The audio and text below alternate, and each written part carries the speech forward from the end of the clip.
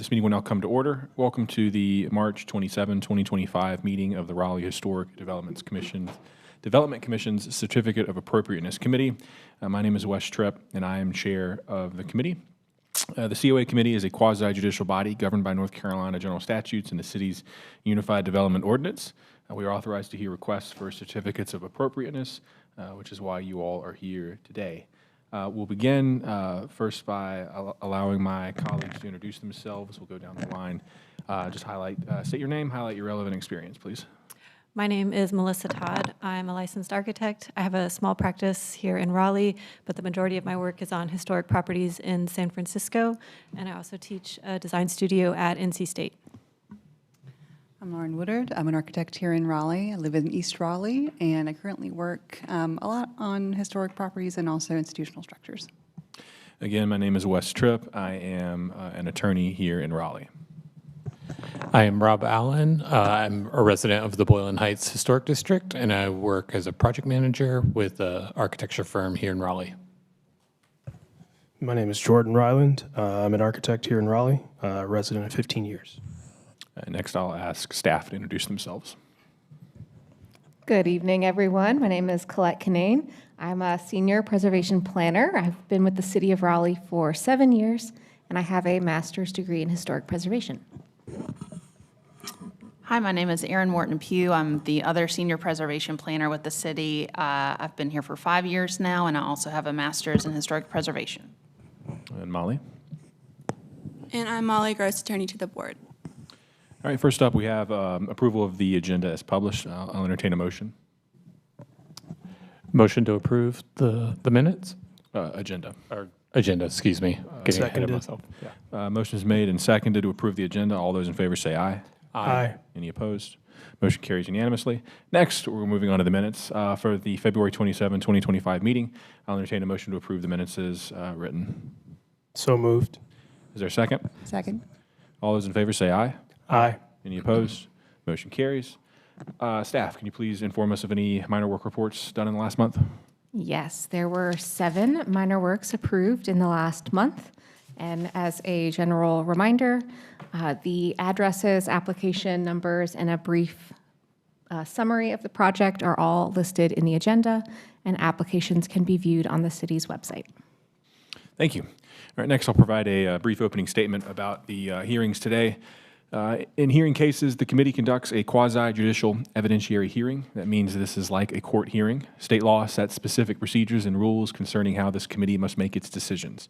These rules are different from some other types of land use decisions like rezoning cases, which are legislative in nature. This committee's decisions are constrained by the standard of review set forth in state law and the Unified Development Ordinance and the facts presented at today's hearings. The committee hears and considers evidence presented at the hearing and applies the standard set forth in state law and city ordinance. The committee must base its decisions upon competent material and substantial evidence presented at the hearing. If you will be speaking as a witness, please focus on the facts and the standard, not personal preference or opinion. Participation in today's hearings are limited, but while this meeting is open to the public and everyone is welcome to watch, parties have rights to participate fully. Parties may present evidence, call witnesses, and make legal arguments. Witnesses may testify as to facts to which they are competent to testify, so long as those facts relate to the legal standard. In addition, lay or non-expert witness testimony is limited to facts and not opinions. For certain topics, the committee needs to hear opinion testimony from expert witnesses. These topics include projections about impacts on property values and projections about impacts on traffic safety. We'll now move on to our first matter on the agenda. This is an old application, COA 135, 2024, 909 Oberlin Road. I'll recognize staff for their presentation. All right, so as you just mentioned, this is case 135, 2024 for 909 Oberlin Road. It is located in the Oberlin Village Historic District. The nature of the request is to construct a new primary structure, construct a 2-car rear garage, install driveway and front walk, remove tree, and alter landscaping. And I will say, since these photos have been taken, the previous structure on the site has now been demolished, so the site currently looks different than these photos, but The context remains the same.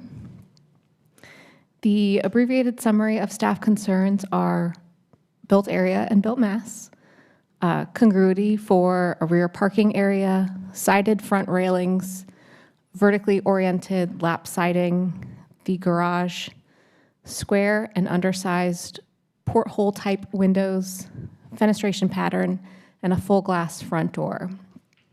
Construction details and section drawings for the rear porch were not provided. And then other material details and specifications typically provided as conditions are noted in the staff report. And the applicants do have a presentation and additional new materials. Great, thank you, staff. I'll recognize the applicant for their presentation.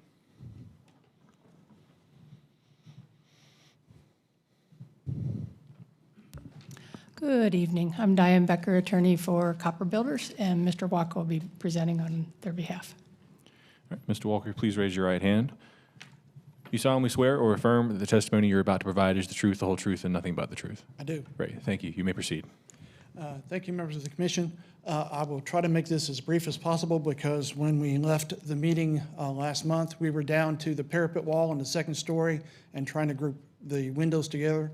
We have done that, and hopefully we have done it to the satisfaction of the commission. Is that all the presentation you'd like to make, or we just want to proceed to questions?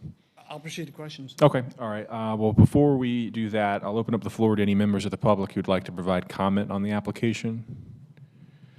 Seeing none, we'll proceed with committee questions.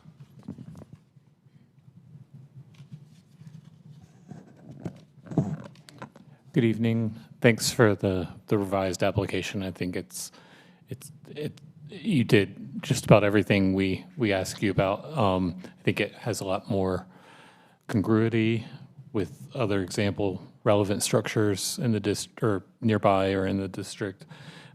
Couple questions. You probably read through the staff report. There were some comments about the fenestration pattern and what was just read off as porthole style windows.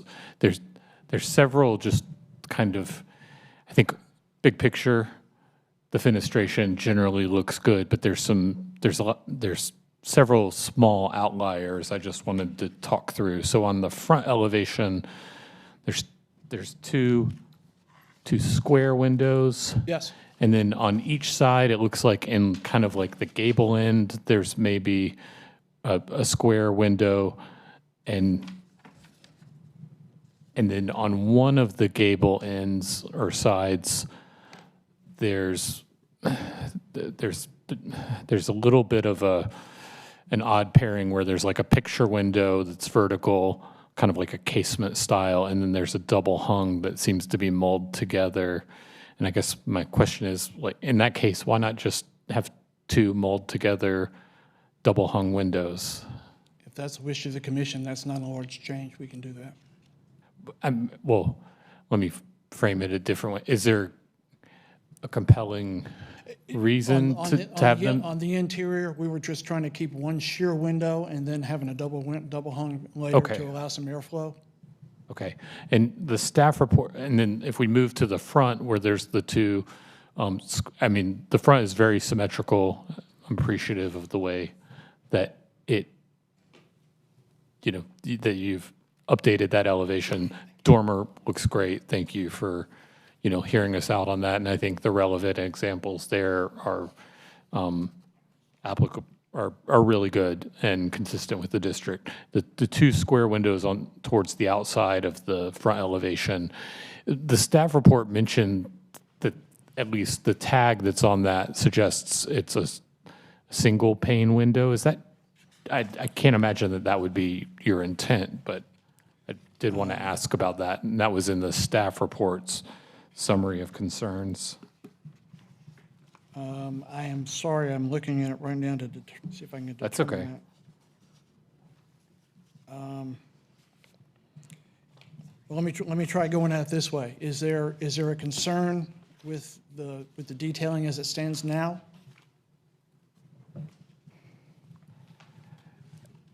About the detail, I want to make sure that, it's not necessarily under our purview, but I don't think the energy code would support a single glazed window. I think All it'd right, probably be. we'll make sure it is. We'll make sure it's Okay. double.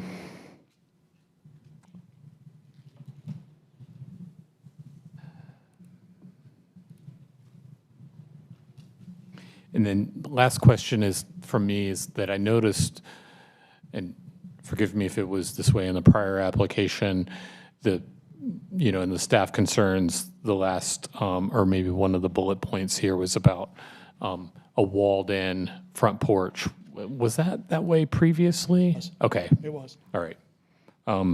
Any reason to do that as opposed, or contextual reason to do that?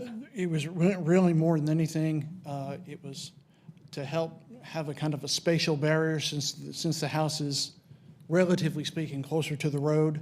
So we thought if there was Adirondack chairs and tables and stuff like that up front, it just was a cleaner look if it was behind a small siding wall. Okay. I don't have any further questions at this time. Any additional questions from the committee? I do. Hello, I missed your last hearing, I apologize, but I was there for the original one, and I did take liberty to watch it so that I was up to date today at least. I do have a question. At the very end, when we spoke last time, 2 times ago, I did mention that I was going to be asking you about your height, and I am going to continue to ask you about your height because your building currently, and I will say, I will acknowledge the steps you've taken to make your roof line create a more deferential profile with your well-rated structures, but from your first round to now, we're still at 26 feet 10 with your well-related structures averaging about 17 feet tall, which puts your building at over 50% over the height of those buildings. Can you speak a little bit as to why you decided not to adjust your height of the overall building? In that block area, there is a combination of single-story homes, story and a half, and 2 stories. So what we were trying to do was kind of not split the difference, but try to show a less pronounced roof on the front of the structure and allow the full 2 stories on the back. So we couldn't be the shortest. We tried a story and a half, and it looked kind of squat and dumpy. So then that's why it went to the height that it is now. On that point, I will have a small clarification for staff. In staff report, I believe you called the structure out as 1.5 stories, and I noticed in the application, I think you call it out as 2 in every case. I don't know that it makes a huge difference, but in some cases, I do think it does, since in the character report, we're specifically talking about 1 story, 1.5 story, and 2 stories. So I think identifying what we're claiming this to be is important in that categorization. So if you think your building's a 2-story, I think that we can go ahead and accept that. So you answered my question. Thank you. Thank you, ma'am. Any additional questions from the committee? Jordan? Okay. All right, hearing none, we'll close the evidentiary hearing. You can have a seat. Thank you. And we'll proceed with committee discussion. Thank you.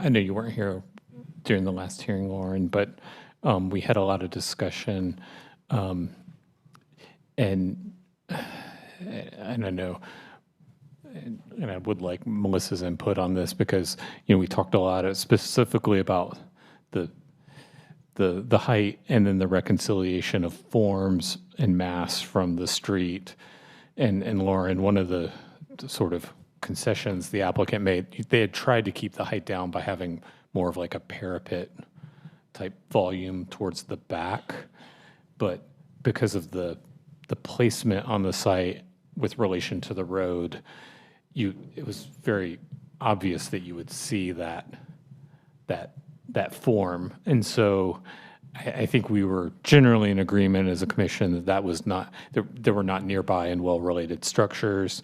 I think while the outcome is it's a little bit taller towards the back. It does feel more cohesive as a project, I feel like, with the updated roof, and it feels like other nearby and well-related structures. I know there's still a height challenge maybe to reconcile with just like, the data of nearby houses, but if I just look at the project as overall congruity, I think it feels much closer than, the dormer front and appearance of 1.5 stories from the street, even if it's a tall 1.5 stories, I feel like it's a lot closer to, fitting within the district. That's my 2 cents. I understand if not everyone on this committee agrees, but that's how I sort of saw it. I am admittedly struggling with the side fenestration. I feel like there were so many other improvements, but the examples provided were often from either, as the staff report said, either not in the district or I'm sorry, not contributing structures, or just outside this district, which is, is an odd-shaped district. So it could be nearby, but it's not in the district. I'm trying to think through how to constructively frame it, but I don't know that the evidence provided for sort of the different window sizes on the sides is necessarily supports the idea that it's not incongruous. That's sort of two different items there, the height and then the fenestration pattern. Yeah, I appreciate that. And yeah, I did, I was watching you guys and cheering you on. I think for me, the height issue, I think that the structure, the detailing, the way that it's massing is composed, suggests, some things from this district. I think it's also suggesting some things that might be from other districts, which, for me is a little bit of a sticking point. I think Oberlin Heights in general is a difficult area to preserve because its historic structures are less flashy than other districts' historic structures, and the well-related structures to this proposal are some of that ilk of being quiet, one-story residences, and this will be in lockstep, which I appreciate, with those structures. And, when I was walking around Raleigh today in non-historic districts that have old homes, I was noticing this pattern of, historic home, or we'll say old home that could be historic has historic value, old home, much bigger, new home. And it just feels like the kind of thing that if we were talking about a different district, we would not be so lenient about this. That's the way I feel about it. I think 50% of an addition over 4 well-related historic structures, for me, is tall, even if, the porch line comes into alignment. The other potential well-related structure that's within, a block and a half away is 1002 Oberlin Road, and that's an iconic structure of the district. It is unique to its historic neighbors because of its prominence, and it's one of the few in the district that are like that. I fear for Oberlin that if we continue to let that scale slide taller and taller, because we've seen it happen across the road and in areas that are not in this district, that what we're trying to preserve will dissolve. So for me, it's a difficult one to get over. The rest of the details for me are close enough to be congruous, but height for me is going to be the big sticking point. Further discussion from the committee? Yeah, this is my first time looking at the case, I think, as well, and I'm equally struck by the height. I think sort of similar to what Lauren has said, we've struggled in this district because of the say, variety of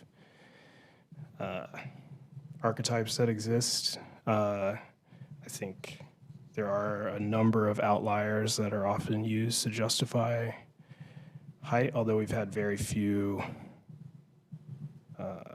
in this location or in this along Oberlin Road. I'm particularly struck by this page 24 of the presentation, which just has the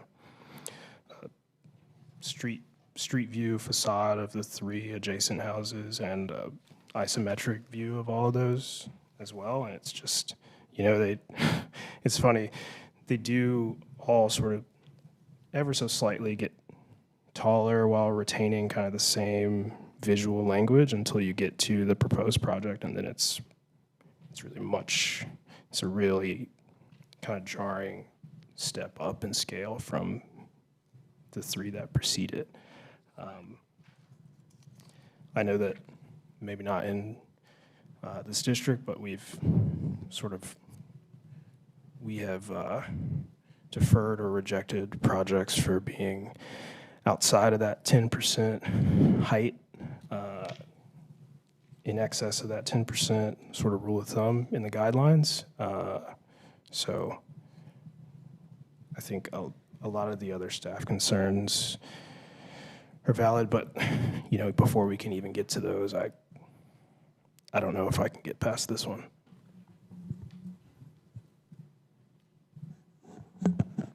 And Jordan, that's primarily on height is what you're struggling with.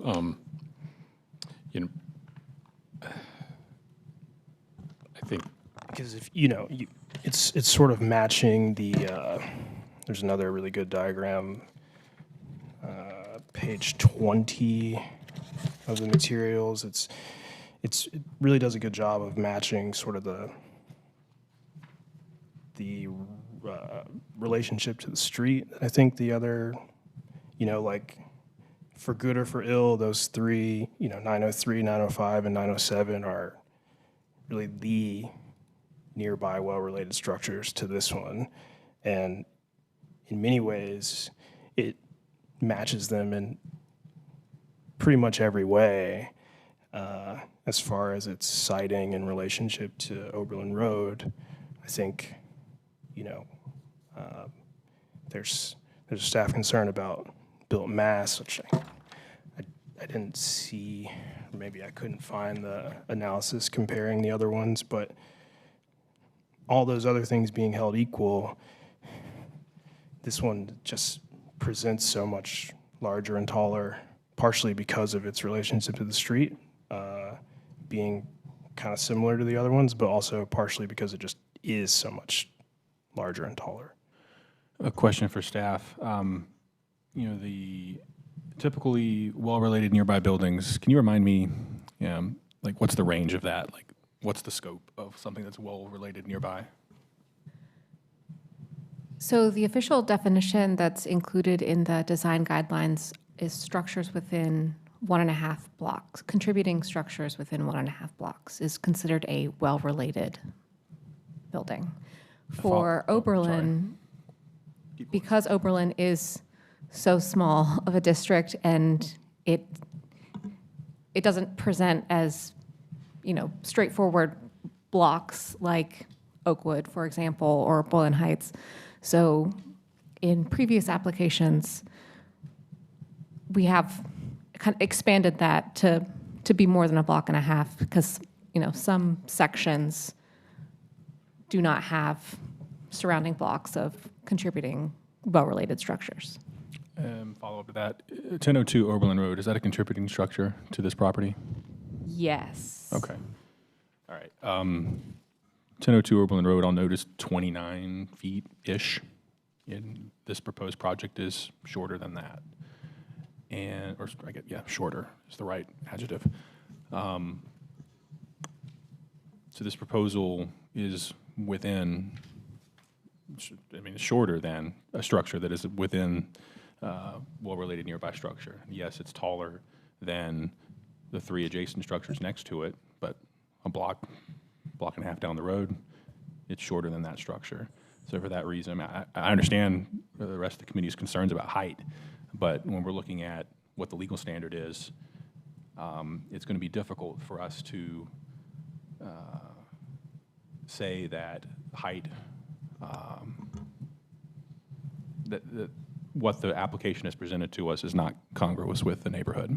Well, Wes, let me gently push back against you there because, you know, it is close by, but the other part of that is well related. And we've talked about how 1002 Oberlin Road is a pretty unique structure for the district. I don't know if you can look at the 5 structures between 901 and 1002 and say that they're all well related, even though they are nearby. I would say that 4 of them are pretty similar, and 1 of them is close, but pretty unique, even for the district, especially along this stretch of road. So I think one of the standards has been met. It is nearby, but I don't agree with you that it's well related. I hear you. I mean, you know, the standard doesn't measure the height of the structure compared to the properties adjacent to it. You're to compare it to the properties that are well related and nearby, and staff has told us that that has been defined to be structures within a block and a half, and I think that's met here.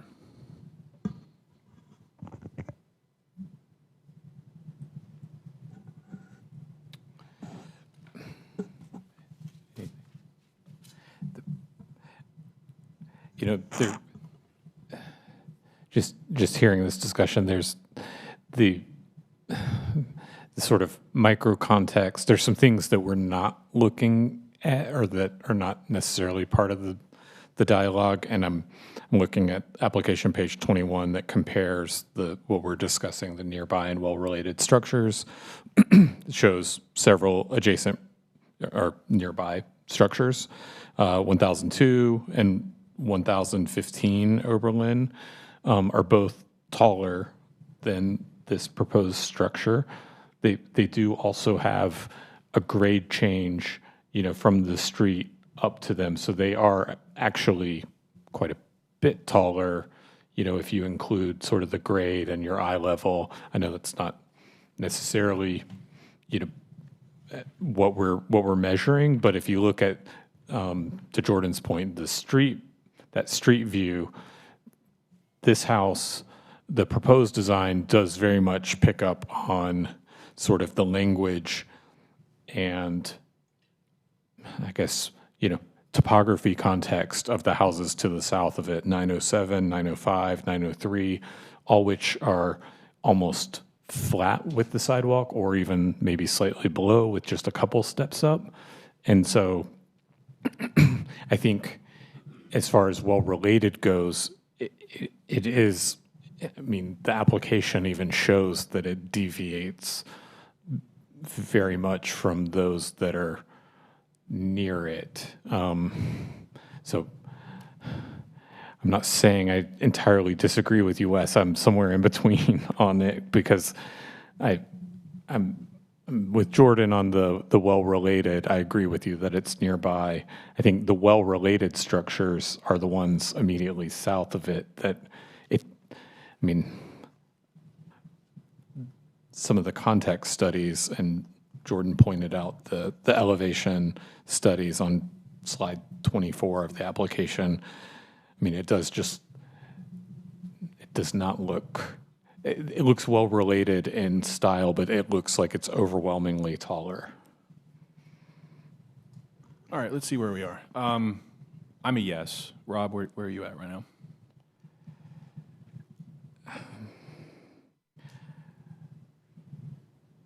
I'm not quite a yes yet. Okay, Jordan. Lauren. And Not quite yet. I would need more information on how we can address the porthole windows and the fenestration pattern, but other than that, I'm a yes. would you like to ask the applicant questions about that? Yes. Okay, let's bring the applicant back up. We'll reopen the evidentiary hearing for additional committee questions. Would you be open to adjusting both the porthole window proportion? So I think it's that we don't find that square associated, especially with this bungalow style, as a congruous window form. I'm trying to look quickly at the elevations of the building and see if I can say, if we make it X, is that what you're looking for?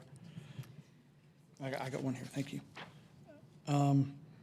I think it would be Are you looking for removing something the, that's more rectilinear? removing the two windows on the front facade that are a square proportion. Okay, so you'd rather those be replaced with something that's more rectilinear? Or just, Or removed, yes. okay?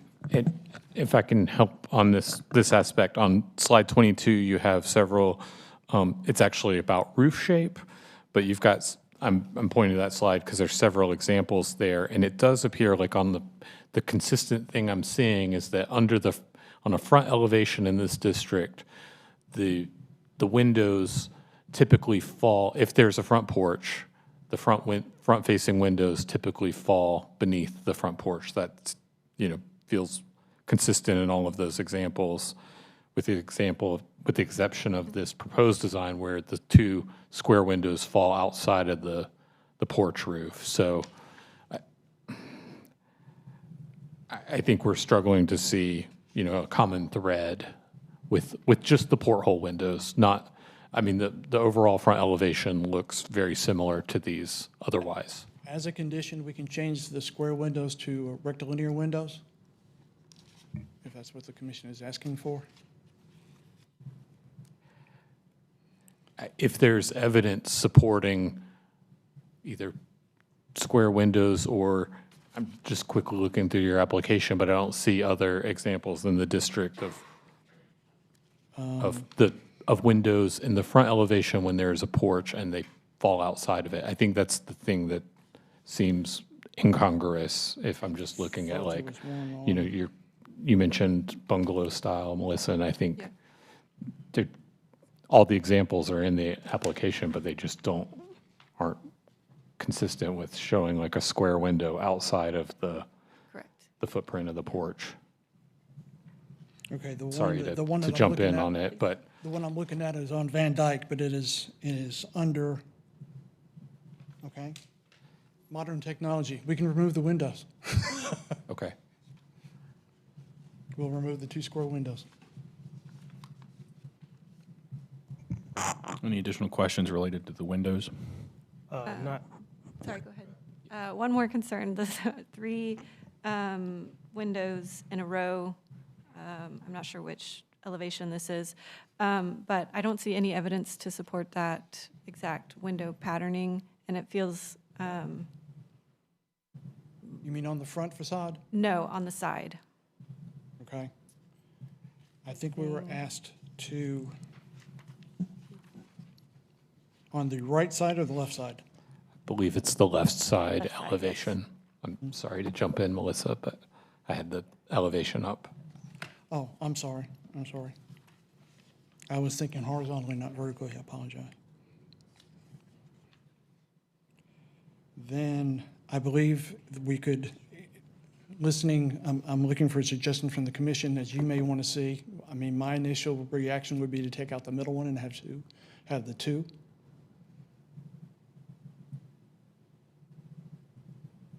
I think that would definitely help. Just the three in a row, it feels more suburban than the context that we're in. It doesn't Fine. feel historic, or I don't see any evidence for it being congruous.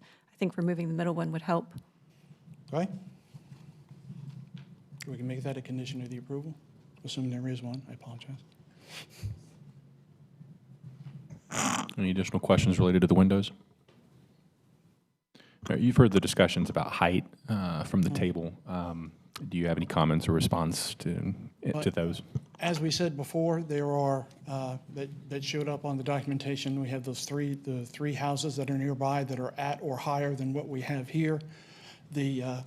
What Mr. Allen had noticed was the topography. The finished grade on this house will be at or below street level, so that would make it less dominant in the area.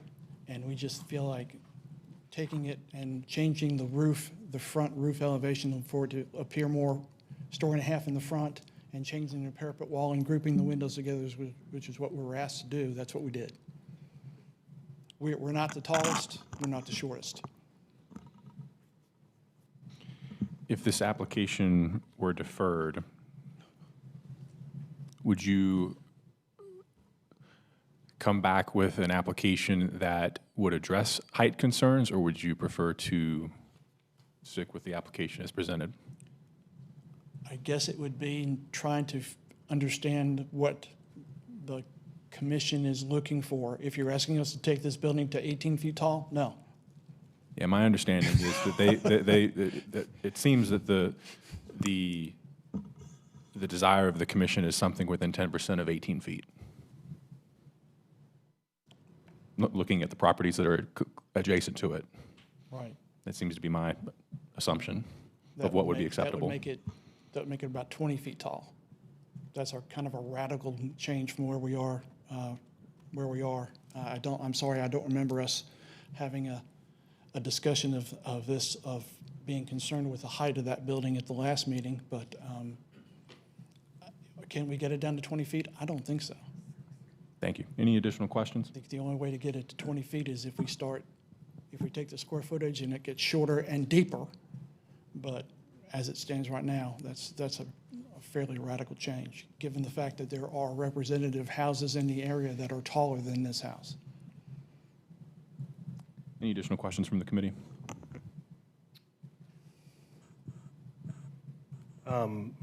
Yeah, just one. The garage, the example you provided is 2214 Van Dyke. Yes. Were you able to find any, was that the only garage in the district? And I guess maybe that's also a question for staff. A, are there any detached garages in the district? And then B, have we approved any detached garages in this district?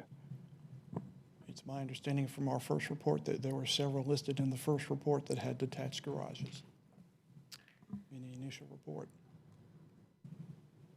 I do not believe that we have approved any new garages. There are some garages present from new construction that was constructed prior to or approved building permits prior to the designation of the district. For historic accessory structures, there are very few. One of the reasons we had chosen to put a garage, a detached garage, is we didn't want the garage to dominate the building, so we detached it. And also because of the existing traffic that's on Oberlin Road, trying to back out onto that driveway is problematic. And then the second idea would be to try and put some parking spaces in the front yard, which would completely destroy the streetscape. So adding all those kind of components together is what generated the detached garage, and knowing that there are some, not many, but there are some in the district that are there. My other question is about the driveway. I mean, some of the material suggests that it's there's a Carriage. grass strip for most of it. Some of it suggests that there isn't one at all. So some of the renderings do not show a carriage style. Some. I apologize for that. When we were here at the last meeting, we had committed to the carriage style grass strip and stopped it at the back corner of the house. Yeah. Yes. Okay, so that is the intended Absolutely, design. absolutely. Sorry, I'm Okay. sorry for. No. Just wanted to clarify. Yes. Thank you. I don't have any other questions. I have one more question. In relation to well-related structures, sorry to beat a dead horse, staff, you said that you would consider 1002 a well-related structure. Are we also considering 1015 a well-related structure? I believe that is a determination for you to make. It has varied based on different applications because of the inability to measure out 1.5 blocks in each direction for every property in the district. There have been some applications where the entire district has been considered others that have, more neighbors that are located in the district. It's been focused on, I think, evaluating based on congruity of the whole district is an acceptable way to consider the application. I just also want to say, I realize that this wasn't discussed at the last meeting, probably to the extent that you're expecting, considering how much we're discussing it right now. And I apologize. I really think that it should have been, considering how I think important this project is to changing the district, and also how kind of gray the subject of height is for this project. I'm doing my best to stick to these guidelines because I think that this is also an area that is prime for development. People are thinking about what's going to look like in the future, and even just looking at where your structure is, it's easy to imagine things getting taller and taller and taller. So in the spirit of trying to preserve this district and highlight the things that are great about it and celebrate those things, I'm not trying to pull the rug on you here. I'm trying to hold you to the same guidelines that, they handed us to hold you to. But that being said, I also want to help you find a path forward because we are a development commission after all. It is our duty to help you. If this is a small district, you do have, if we count 1002, I will say I still think that iconic structures should be taken into account as being special in these cases. If we count 1015 up the street, that would give you 2 of 6 well-related structures that are approaching your height. And I also noticed, I was looking at an older application of yours versus the one from today. You're actually up from, I think I said 2610 to 28.6 now, so it has gotten taller over time as well.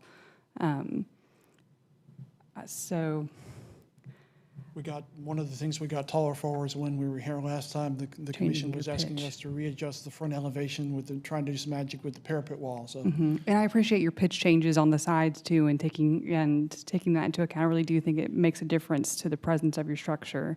I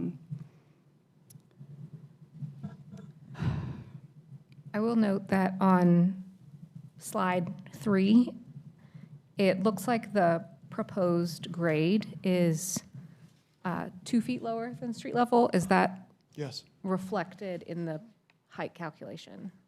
the height is based from the base of the building. Mm-hmm.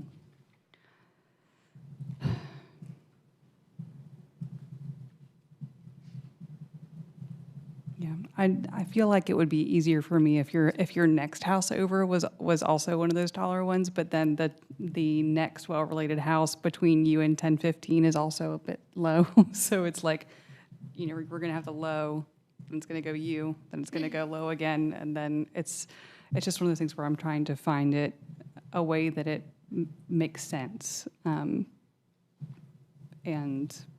that we can justify in our guidelines.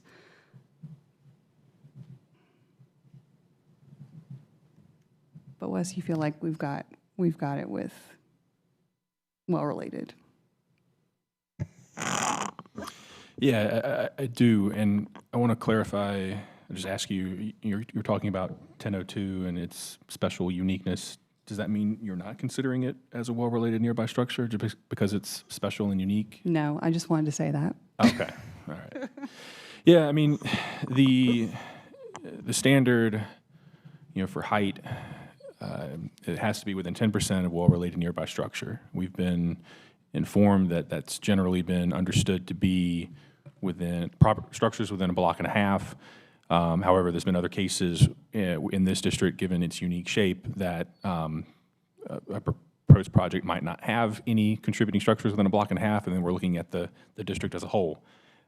Under both ways to look at it, within a block and a half and within the structure as a whole, this structure concerning the height as presented to us is within 10%. It's shorter than 1002, it's shorter than 1015, so it satisfies the within 10% of the well-related nearby structures. And I think it's just my opinion, a decision by this committee to the contrary, I think, would be legally incorrect and would open this up to appeal.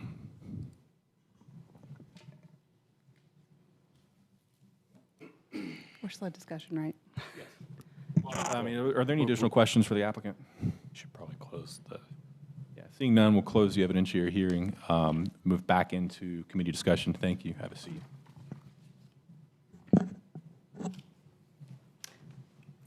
I feel like with the updated definition of our with the establishment of where the bounds kind of our well-related is, and it kind of being loose, which I don't know if I feel great about it, but if that's the way we're going to go with it, I think, as Wes has said, by pen on paper, making a list of the things, we do have structures that are taller.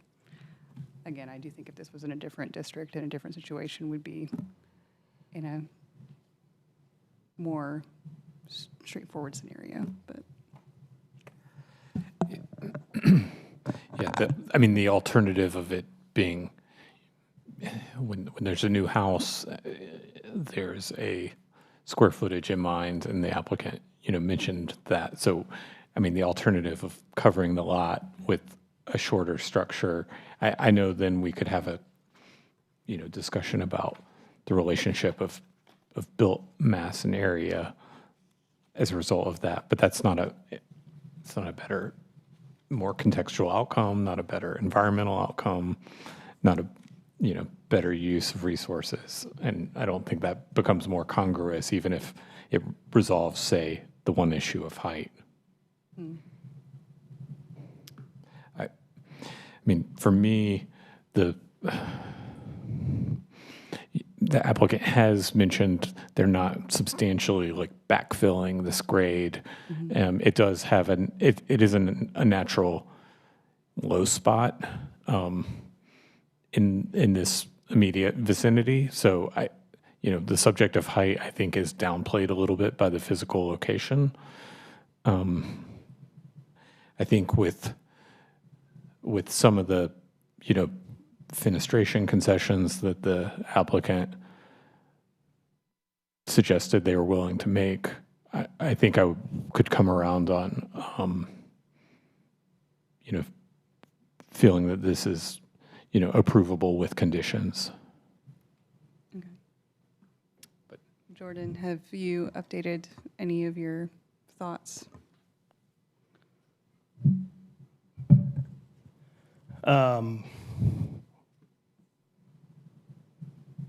Not really. No, I think it's,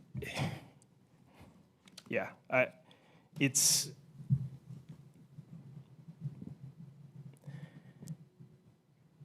yeah, it doesn't necessarily feel like, let me take a step back. We're supposed to consider these in the round, the congruity of the whole, not just one aspect of it. But I think I do find myself saying this a lot with projects that to me seem to be too large or too tall. I think some of the incongruity that we find with the various facades of this building are partially a result of the mass of it, which, may be debatable, but that's sort of the way that I see it. Is it shorter than 10,002? Yes. I mean, at 28'6", now it's actually taller than 1015. So it would be the, I don't know, second or third tallest building in the district by a foot, not even. So it's sort of like we're considering the range and not the average. I don't know what that means, how it, and I don't know what bearing that has or the guidelines have on that, but it very much feels like we just keep, what if this were on Bedford Street? And then we just say, well, other projects haven't been able to determine what's nearby and well-related, so we consider the whole district. So now we have a 28.5-foot building 2 blocks from Oberlin. You know, do we have to say the same thing about that one? I mean, it feels like I don't necessarily think that any submission has to act as precedent for the rest of the district, but it does feel like a bit of a slippery slope. If that is the standard that we're going to adjust ourselves to, then I don't know if I feel comfortable with that.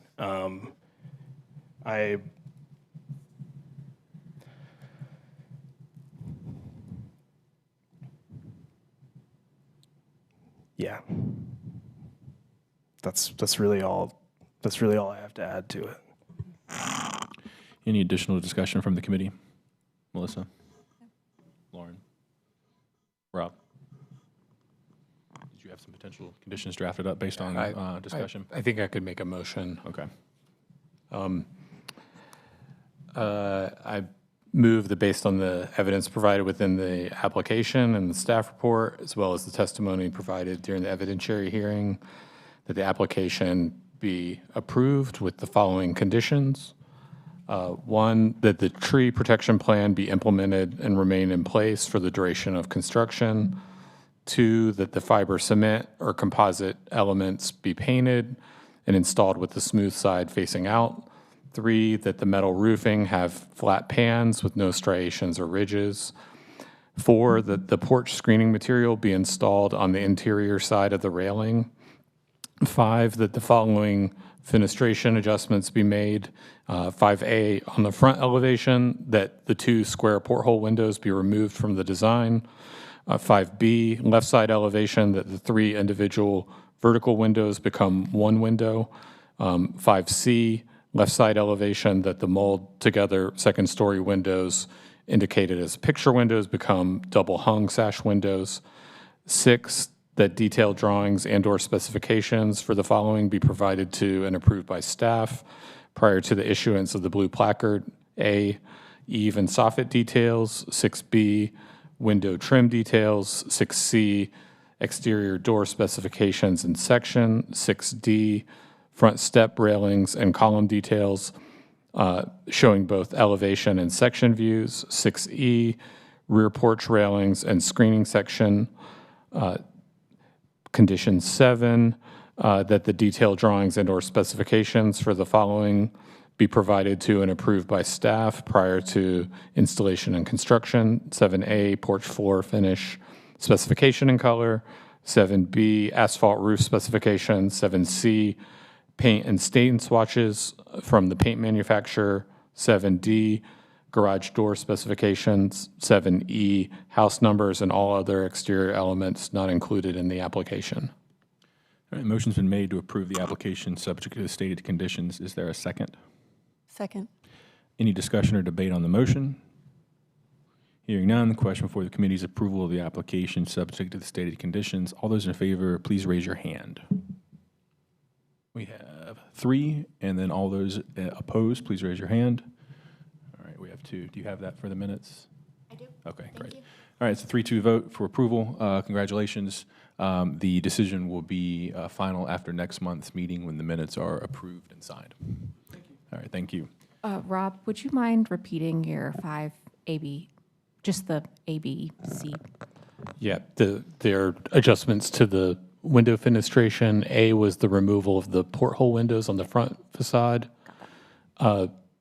B was instead of the 3 vertically stacked windows on the left side, to just have, for the applicant to revise the design to have 1 window.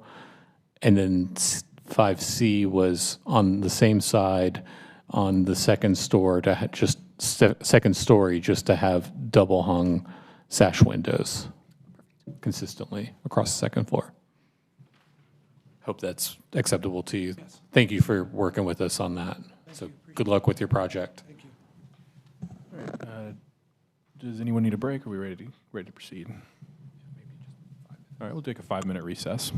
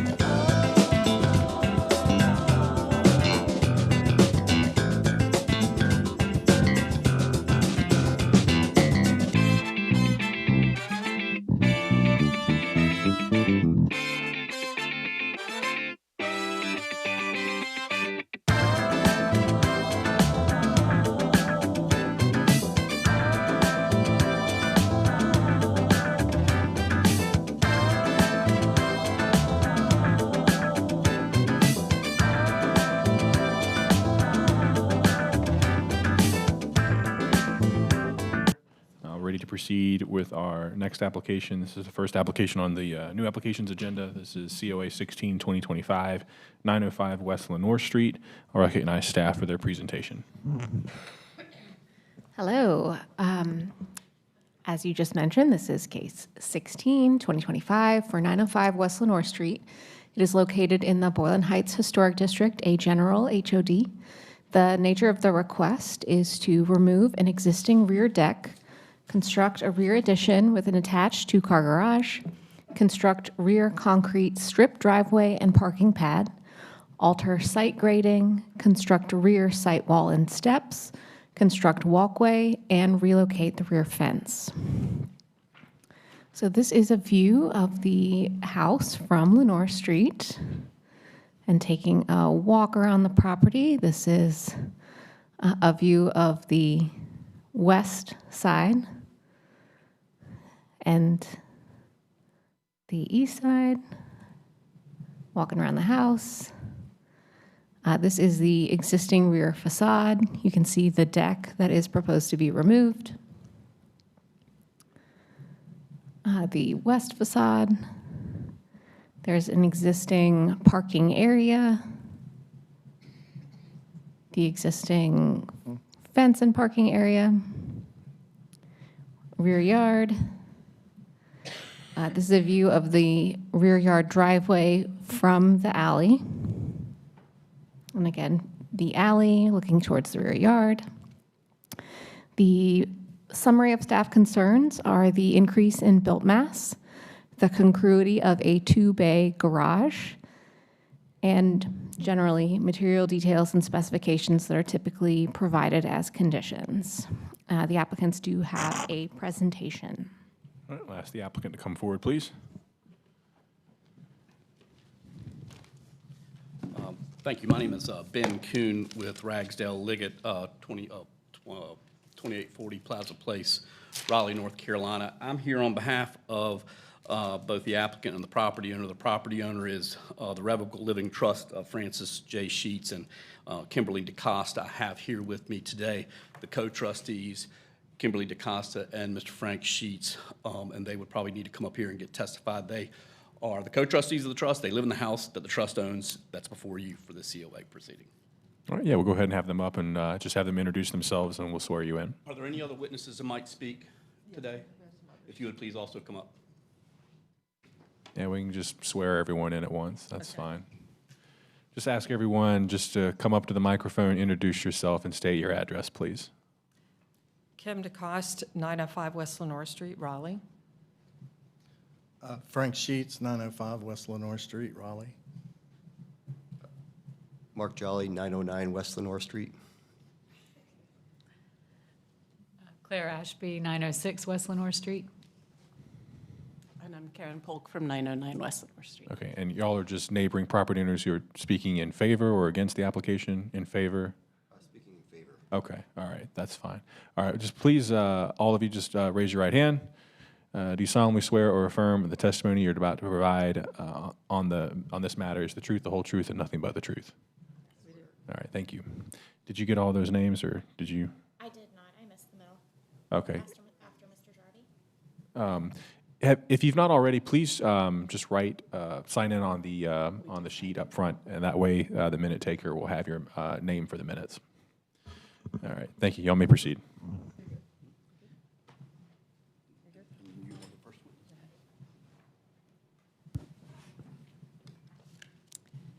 I'm Kim DeCoste, and I'm here with my husband, Frank Sheets, to present evidence in support of our COA application for 905 West Lenore Street. Thank you to the staff for their assistance during the application process, and to the commission members for their time and attention to our application. First, we'd like to enter evidence and provide with you a printed copy of our presentation, which I think you already have. We have been working, let me see if I can get this going. We have been working for the last 2 years with architect Ashley Morris of Pell Street Studio to create our plan for our addition to meet the requirements of the Raleigh Historic Development Commission design guidelines. We think she's done a fantastic job, and we hope you'll agree. She would be here tonight to answer questions, but lucky for her and unlucky for us, she flew off to England this morning. And so we will do our best to answer all your questions and concerns without her. We have lived at Boylan Heights for nearly 4 decades, and we absolutely love the historic character of our neighborhood, and we're in full support of what the commission does in terms of maintaining that character. The primary goal of our renovation and addition is to create an accessible, age-in-place home that will allow us to continue to live here and enjoy what the neighborhood has to offer. Also to accommodate Frank's older sister, who had polio and has been wheelchair-bound since childhood. By the way, that picture you see, whoops, I'm not, there it is. That picture is from 6 years ago when we were just kind of pretending to be old, but we are, now that it's a reality, it's creeping up us, we're trying to be prepared. So we want to keep our presentation brief and focus on addressing the 3 staff concerns that were listed in the staff report for our application: built mass, grading, and the attached garage. We will also address the additional details and potential conditions listed in the report. Regarding built mass, the staff concerns reference 2 design guidelines related to additions that significantly change the proportion of the original built mass to open space and will significantly vary from surrounding buildings. Our addition will increase the built mass to open space by 15%. Ashley Morris did a careful study of a number of similar COA-approved additions in Boylan Heights District. She utilized the same calculation strategy for each, using the Sanborn maps and the COA applications. She found several examples of similar and greater increases in built mass to open space in Boylan Heights District, including 807 West South Street with an increase of 35%, 907 West South Street with an increase of 20%, 915 West South Street with an increase of 16%, and 1016 Cabarrus Street with an increase of 13%. And we had several other examples. The first 3 of these additions had second stories that were built out fully over the addition. We have the mass built studies. I've handed those to Colette. We have copies of those if you'd like to see them. These are the details behind these numbers, so that if you want to dig in deeper and find out how she did it, that's where you can look. Also, in designing our addition, several design elements were specifically chosen to minimize the impact of the increase of built mass. We kept the 2-story portion of the addition primarily over the original footprint of the house, with only the space needed to accommodate the elevator and the staircase going to the 2nd story over the new addition. The majority of the addition has a lower 1-story roof line with separate, even lower roof line for the screened-in porch. And the basement level remains below grade on both the west and south sides. And also just the roof line from the total roof line does not increase over the existing roof line at all. It stays the same. You can compare our plan to the impact of these 2 COA-approved additions at 807 South Street and 907 South Street. Both had higher increase in built mass to ours and also have a more solid 2/3-story facing rear facade. And comparing the built mass of our project to open space of our project to that of surrounding buildings, ours at 36% is towards the lower end of our near neighbors and almost half of the average of 70%. The height of our house is also significantly lower than the neighboring homes, and the addition will remain at this lower roof profile. So that's built mass. As far as grading goes, the staff concerns reference the guidelines related to retaining the topography of the site. Given the steep topography of Boylan Heights, retaining walls are common in both front yards and backyards to create usable space for lawns, parking areas, and driveways. The grade drop would be a significant distance from the street. That's about 70 feet from the property line on the inside of the sidewalk. and will be aligned with the east property line with 903 West Lenore Street. This distance, along with the downward slope of the property, will make the grade drop minimally visible from the street. In fact, the grade drop will actually make the other changes less visible. The parking area, the garage door will all be lower because of the grade drop and less visible from the street. While not included in this COA application, we plan to eventually erect a fence along above the retaining wall along the property line, which would completely block any view of the grade drop. We also found numerous examples of grading changes to achieve basement level grades in the neighborhood. The highest one we found, highest grading and retaining wall for basement level grading in Boylan Heights was 901 West Lenore Street at 5 feet. Although significantly taller, this wall is very similar to what we are proposing. It attaches to the house near the back of the original house and has a staircase incorporated into the wall. The grading and retaining wall at 501 Cutler Street is the most extensive example we found in the neighborhood for basement level grading. The retaining walls run the full length of the side of the backyard and then the full length along the alley. The wall heights range from 2 foot 6 inches to 4 foot 8 inches. It also has a staircase incorporated into the wall, and it is fully visible from Cabarrus Street and the alley. The grading and retaining wall at 805 West South Street is very similar to what we are proposing in height and placement. The wall height ranges from 2 feet to 3 feet 4 inches and attaches to the house near the back of the house. But unlike ours, it is fully visible from Boylan Avenue. We also wanted to include a couple of examples of grading to achieve parking areas. While these are not basement level grading, they are similar in intent to ours. 604 South Boylan Avenue is off the alley with a retaining wall of 3 feet. The parking area for 422 Cutler Street is off of Cabarrus Street with a retaining wall height of 2 feet 9 inches. This example is fully visible from the street and much more visible than ours would be. So that's our thoughts on grading. Next, the attached garage. The staff concerns were related to the reality that attached garages are rare in Boylan Heights. And we agree with that. We found no examples of historic examples of attached garages, but several, as mentioned in the report, that were either new construction or additions. We found numerous examples of both historic and new build detached garages in the neighborhood. The goal of our attached garage design is to achieve congruity with the best of those examples. The proposed garage door configuration on our application is an 18-foot door. We would prefer this design because it would be the easiest for regular use given the close quarters we will have for turning and parking into the garage. We realize, however, this larger door than is typical in the neighborhood.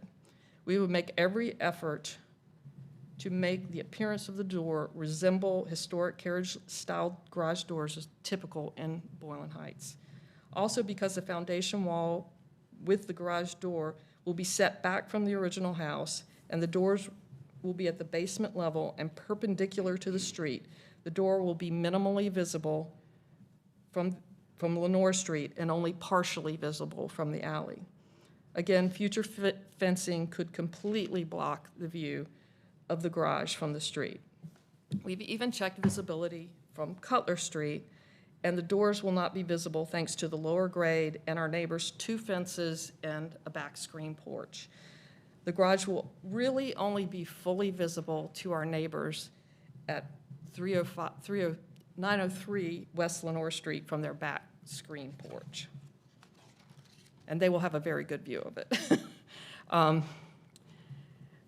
Let's see. The 2005 addition at 40 1 South Bullen Avenue with a 14-foot garage closely matches what we are proposing. It is perpendicular to the street at a lower grade and minimally visible from the street. It has a single large bay, larger than historic garage doors. We would, however, work to make our garage door more closely match historical garage doors in appearance. Other examples include 3 new build homes on Boylan Avenue, each featuring a 9-foot garage door at the basement level. These all face Dorothea Drive and are fully visible from the street. The last example is the addition at 602 South Boylan Avenue has an attached 9-foot garage door at street level, and this garage door faces West Lenore Street and is fully visible from the street. Regarding the additional details mentioned in the staff report, we'd be happy to provide details to staff for prior approval, approval prior to installation and construction on all these items: fencing, shingles, paint colors, gutters and downspouts, exterior lighting, HVAC, as was suggested in the potential conditions. Regarding the other potential conditions, we also are happy to agree to a smooth painted finish to the garage door and for the porch screening to be installed on the interior of the railing. We have neighbors who will be speaking on our behalf tonight, but there are some neighbors who could not be here. So the last evidence we would like to present are signed affidavits in support of our COA application from the 5 neighbors who are closest to us. These are the ones that surround us, and the names are kind of a little mixed up on here, but we spoke with these neighbors and gave them each a full copy of our COA application to review, and the feedback we received from them has been overwhelmingly positive. So thank you for giving us this opportunity to submit this evidence to support our application and for moving to approve our COA as submitted. We are happy to answer any questions you may have. Thank you. Thank you. The neighbors who are here to speak in support, come on down in whatever order you would like. You've already been sworn in, so just introduce yourself, state your name and your address, and then provide your comments, please. Hi, I'm Mark Jolly, 909 West Lenore Street. We've lived there since 1999. My wife, Karen, there she is. We both fully support this application, and we request that you approve it. Thanks. Yeah, I'm Karen Polk from 909 West Lenore Street. I also support Kim and Frank's application for this addition and expansion to their home. Well, this is going to be really boring. I'm Claire Ashby, 906 West Lenore. I live across the street from them and have since I bought my house, and I fully support the application. I don't really know what else to say about it. That's it. Thank you. Are there additional members of the public who would like to provide comment on the application? All right, seeing none, I'll turn things back over to the applicant. From my standpoint, just housekeeping, make sure all the affidavits and the presentation materials are admitted into the record. So moved. Thank you. And with that, we'd respectfully request, of course, ask any questions that you need for clarification. We request a motion to approve the COA pursuant to what's been presented. Thank you very much. Thank you. All right, next we'll proceed with committee questions. I do have one question. My question is actually for staff. For the potential conditions, make sure I've got this. Potential condition number 3, the garage design feature 1 enclosed bay and 1 open covered bay. I'm not super familiar with garage typology in this district. That would be considered the historic type? Not a historic type, but Okay. previously approved as an alternative method for getting 2 different garage bays. I do believe, though, that the applicants would prefer that not be, but that's something you should ask them about. Sure. Can you help me out? You've got this addition guy here. would that be similar to what we're seeing in image 21, where we've got a 9-foot door with a person door next to it? Yes, I believe it is in that stretch of houses, but I don't think that the covered space is actually usable as a parking space. I don't know if that was a construction change or, Okay, but yes. okay, thank you. We'll provide the applicant I mean, if you have questions for her that are related to that, but I do want to provide her an opportunity to respond to that question. Sure. Would you like to confirm whether you're amenable to that type of condition? It sounds like you want. We would strongly prefer not to have that alternative. Gotcha. Thank you. Additional questions for the applicant? Yeah, it's also about the garage doors. They're carriage style, but I assume they open like this and not like this. Yes. Okay. Any additional questions? Rob? Lauren? Melissa? Okay. We'll close the evidentiary portion of the hearing. You have a seat. Thank you very much. Bring the matter to the table for committee discussion. I have a question for staff. Are any of the attached garage examples contributing structures? Yes, some of them are absolutely contributing structures, yes. I thought maybe 401 and 602 are, but maybe none of the 731, 727. That's right, the new 723. constructions are not. Okay. Or 90s, early 2000s construction.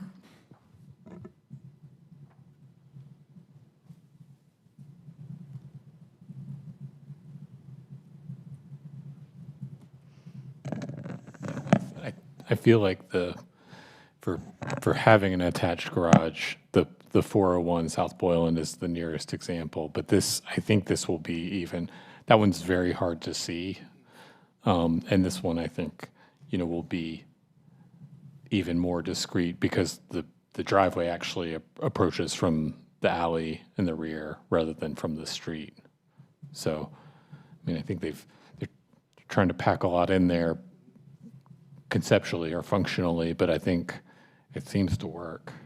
Yeah, I was just going to say that of the 3 staff concerns, I feel the presentation did a really good job of demonstrating congruity within the district for at least 2.5 of them, and I do find the location, the relationship to the street, and its sort of placement within the overall composition of the garage, of the attached garage, to be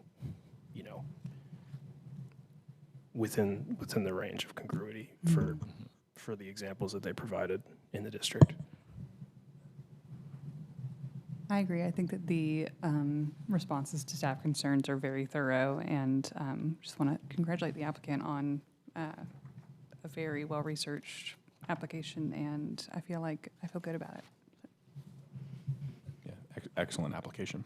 I guess I do have one question for the applicant that I didn't think about. Could we call him back up here really quickly? Yeah, come on back up. We'll reopen the evidentiary hearing. This is an easy one. The fencing, you're not sure yet?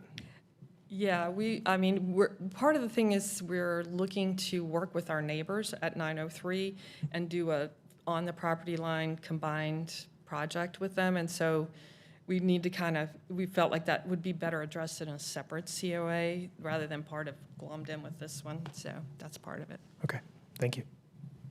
All right, any additional questions while the applicant's up? All right, we'll close the evidentiary hearing, move the matter back to the table for discussion.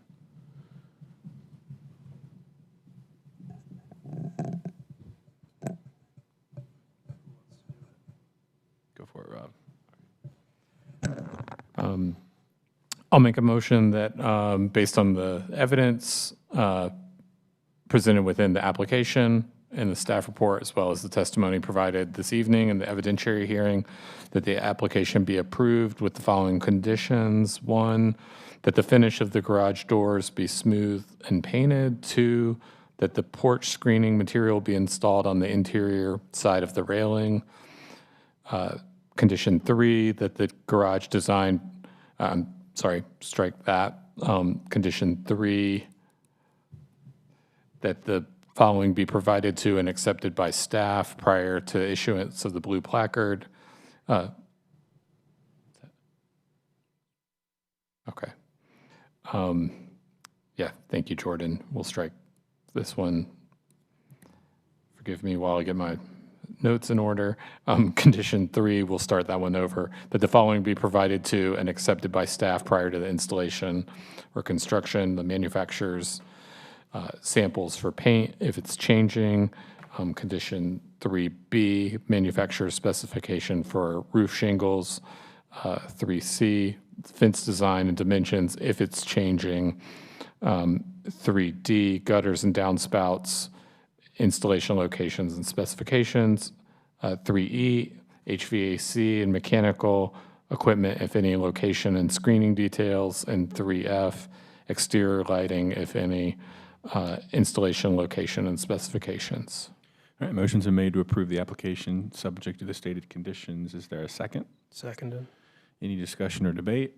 Hearing none, the question before the committee's approval of the application. All those in favor say aye. Aye. Any opposed? Motion carries unanimously. Congratulations. The decision will be final after next month's meeting when the minutes are approved and signed. But congratulations. Thank you.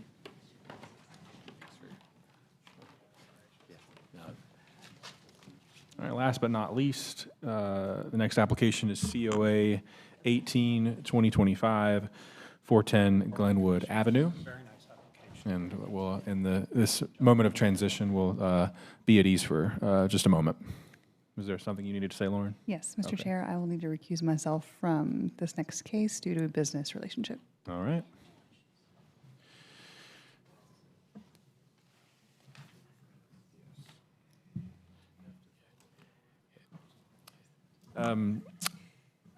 I believe let me check with our attorney. We don't need to vote on the recusal.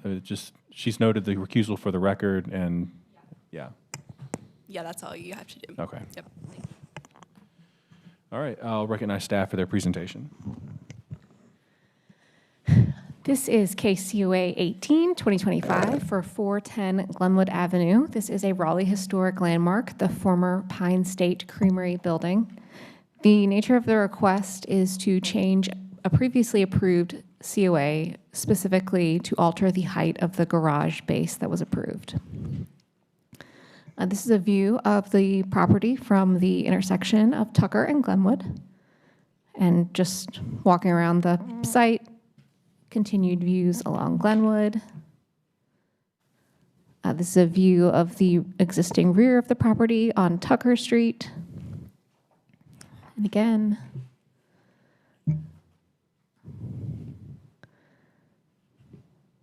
and this is the view from north. And there are no staff concerns. All right, at this time I'll recognize the applicant for their presentation if they would like to say anything. Good afternoon. I'm Jamie Schwadler with Parker Poe, 301 Fayetteville Street, here on behalf of the applicant, Turnbridge Equities. I'm joined by Jason Davis and Eli Eisenstadt with Turnbridge, as well as Fred Belladin with Clearscapes. And Fred will be giving the primary presentation today, walking through the details of the request of this amendment, which is a very minor amendment from a previously approved COA. We'll present competent material and substantial evidence that the COA should be issued because the parking deck reduction is not incongruous with the character of the creamery and meets the applicable design guidelines. And at this time, I'd like to turn it over to Fred Belladin. All right, please introduce yourself, state your name. Good evening. My name is Fred Belladin, Clearscapes Architects, 711 Gaston Street. All right, please raise your right hand. Do you solemnly swear or affirm the testimony you're about to provide is the truth, the whole truth, and nothing but the truth? I do. Thank you. You may proceed. Hopefully this is the shortest and simplest application that you'll hear this evening.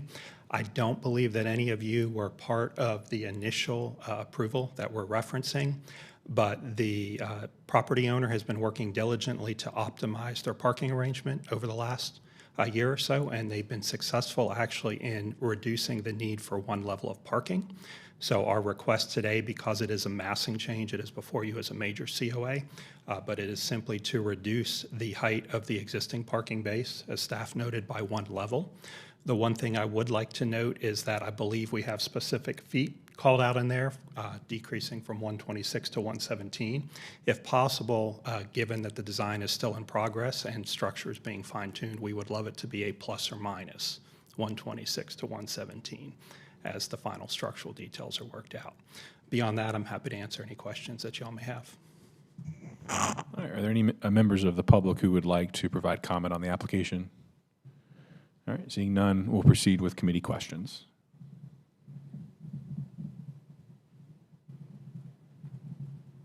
If there are any. All right, seeing none, we'll close the evidentiary hearing, move the matter to the table for discussion, if there is any.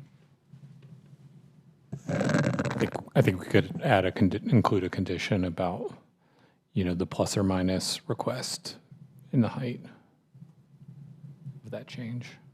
Just what would the condition be? That they get the final height before approval? Get some guidance from staff on that, potentially.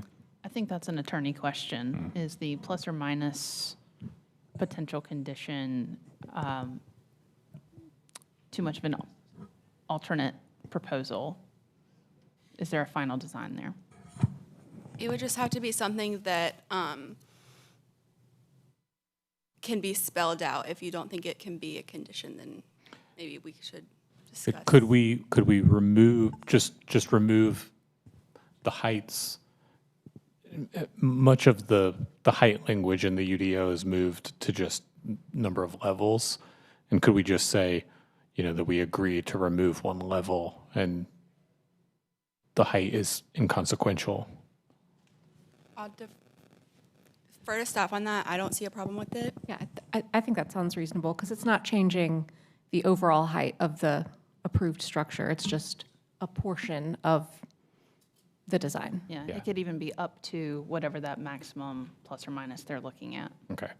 And the applicant would be agreeable to that.